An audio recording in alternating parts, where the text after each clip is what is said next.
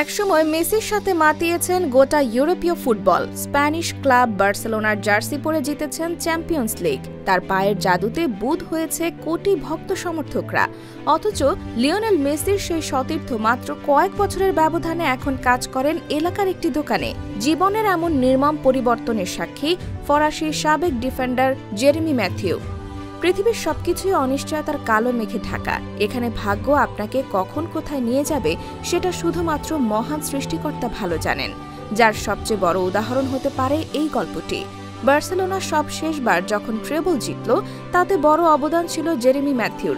বিশেষ করে সে বছর লা লিগা জয়ে সরাসরি অবদান ছিল তার। রিয়াল মাদ্রিদ আর সেল্তা ভিগোর বিপক্ষে টানা 2 ম্যাচে করেছিলেন গোল। ডিফেন্ডার ম্যাথিউর গোল দুটোতেই 3 আর 3-6 পয়েন্ট পেয়েছিল বার্সা।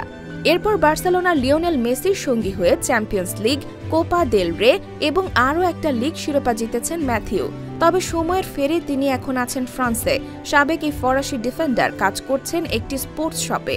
2014 সালে বার্সেলোনার প্রধান কোচ হওয়ার পর দলে একটা সেন্ট্রাল ডিফেন্ডারের অভাব অনুভব করছিলেন তৎকালীন কোচ লুইস এনরিকে। তার অনুরোধে সে বছরই ভ্যালেন্সিয়া থেকে নিয়ে আসা হয় জেরেমি ম্যাথিউকে।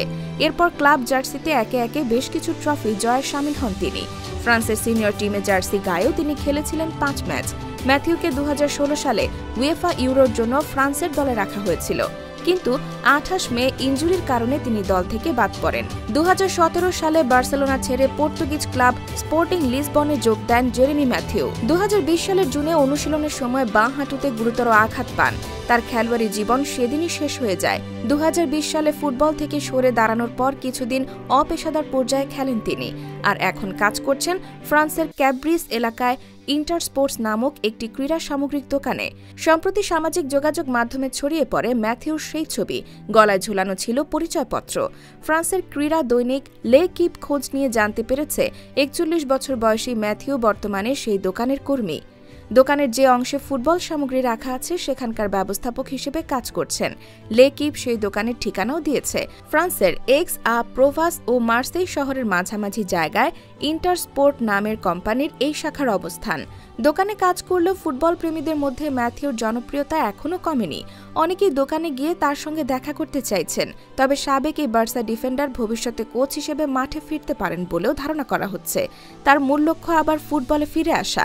তিনি কোচিং ব্যাচ পাওয়ার জন্য কোর্স করছেন এবং শিগগিরই তার সার্টিফিকেট পেয়ে যাবেন বলে জানা গেছে। তবে জেরেমি ম্যাথিউর এই গল্পটা বলে দেয় জীবনের সবকিছুই অনিশ্চিত।